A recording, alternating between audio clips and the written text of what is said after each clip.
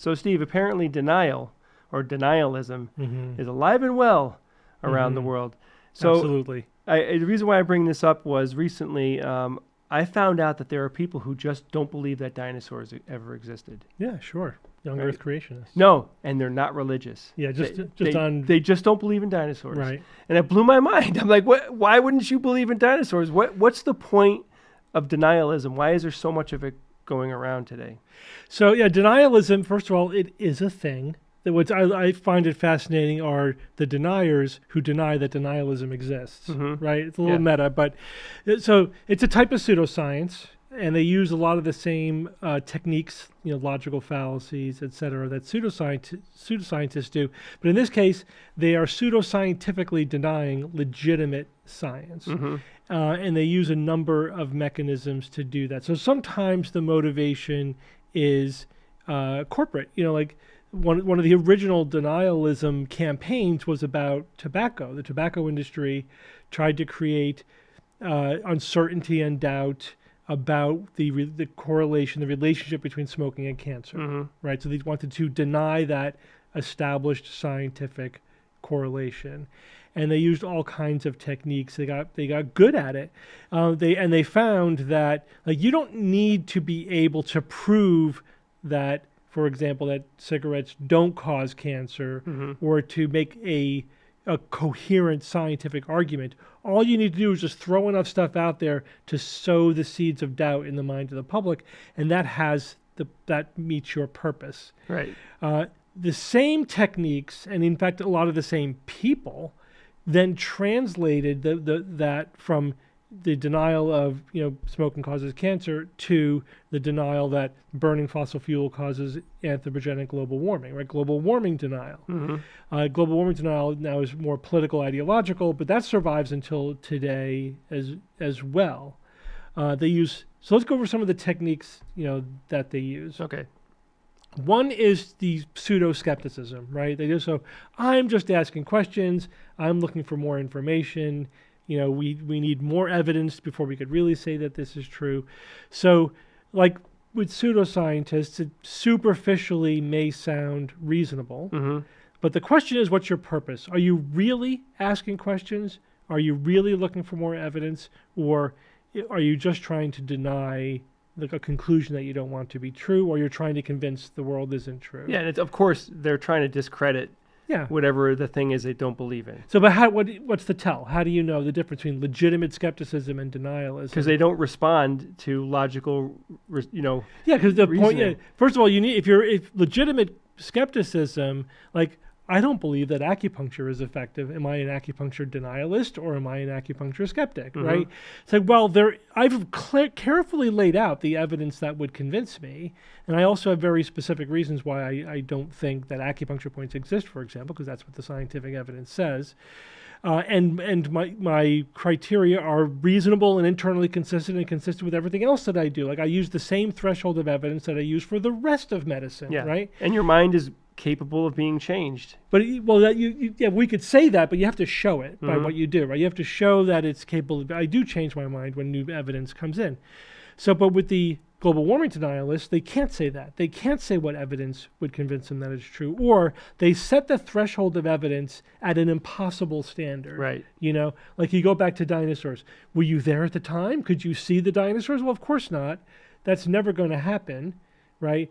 Or with vaccine denialists or germ denialists, they'll say, can you prove there's zero risk? It's like, well, that's not the standard in medicine of any kind, or with, like, there are those who deny the existence of mental illness, right? That's always a fun one, mental illness deniers. Right. And they say, you show me a pathology on a slide that shows that you have a mental illness. Well, that's not how mental illness works. So they just create these impossible standards.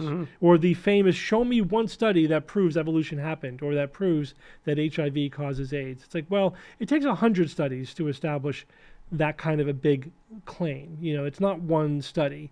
So they make these gimmicky, very unreasonable demands of evidence. And then again, the big tell is, no matter what, when they do ask for evidence, there's no transition between walking mammals and whales, right? It's like, okay, well, that's what they were saying. The evolution deniers were saying in the 80s. And then we've discovered dozens of walking whales, of like Ambulocetus. We nicely filled in the gap, as it were, between land mammals and whales.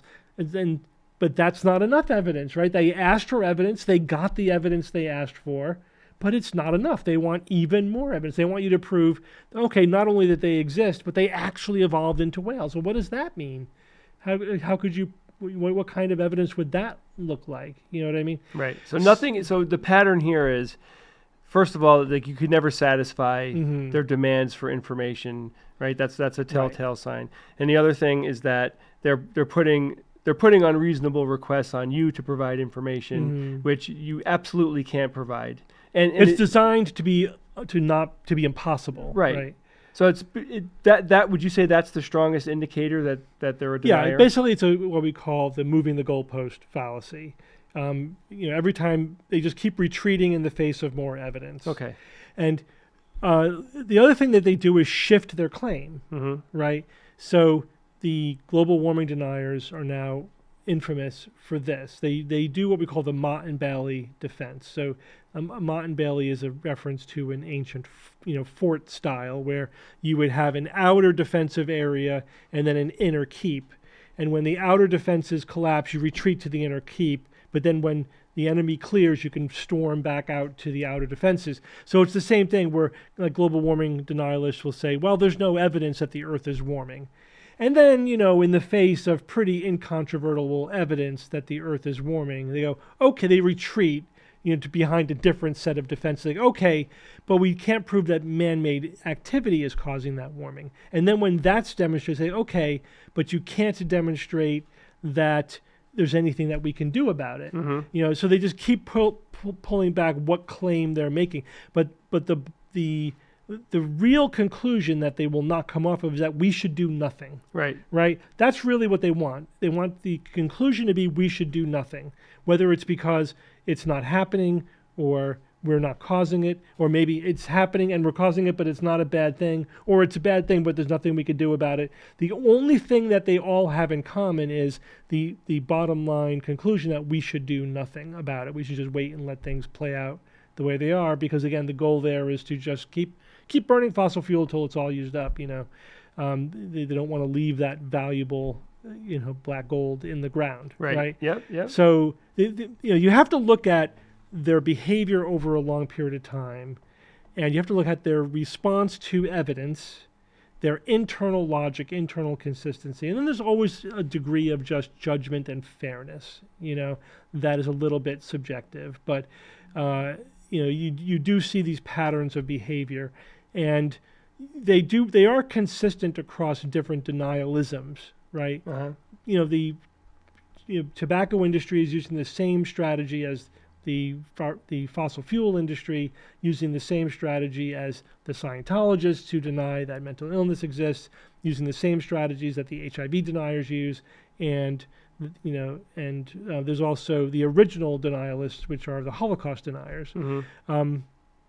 Which brings up another interesting, sort of meta fact, is that the deniers then say, you're just trying to use the Hitler fallacy of dismissing my reasonable skepticism by linking me to Holocaust denial. It's like, no, it's because you're using the same intellectual strategy. You are a denialist, and that just happens to be one of the forms of denial. There's many.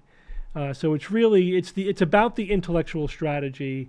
It's about, the intellectual honesty, but it is, and there's also this demarcation line problem too, just like there's a demarcation problem between science and pseudoscience, right? It's not like real science is pristine and pseudoscience does everything wrong. It's that there's a continuum between the two. And there are things that are kind of in the middle, Same thing is true of denialism and skepticism. Sometimes skeptics do tend towards denial if they're not being careful. They could slip into some knee-jerk denialism, and sometimes denialists may have a legitimate point. Like we don't know everything perfectly, so they will bring up genuine areas where we lack information or where there's uncertainty. But it's the way that they're characterizing the overall situation that's important.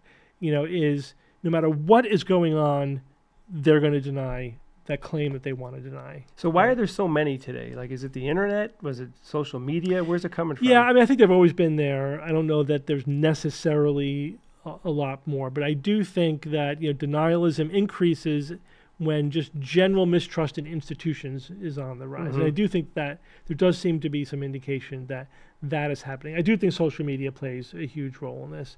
The reason why we're putting out YouTube videos and TikTok videos is because there's so much of it on those social media platforms. So we want to balance it out with a little bit of logic and critical thinking. Yep. And it's easy. It's easy to deny things. It's easy to, again, what the tobacco industry discovered, and which now carries through the last 20, 30 years, is that it's really easy to create confusion and doubt. It's a lot easier than creating a confident understanding of the science and critical thinking. It takes so much more work to understand the science than it does to just mystery monger, just to throw up, well, what about this guy? What about this? How do we know, what's going on here? Generating a mystery is a lot easier than giving a reasoned response to it. So there's an inherent asymmetry there. And a lot of YouTube channels, a lot of TikTok channels, that's all they do is just ask questions about this, just mystery monger. And mystery mongering is good clickbait. It's great clickbait. Oh yeah, they're doing great. But let me explain to you the detailed, evidence for, the fact that HIV causes AIDS sounds a lot like schoolwork, whereas, the government's lying to you about this, again, is clickbait. So that's the asymmetry that we're dealing with, unfortunately.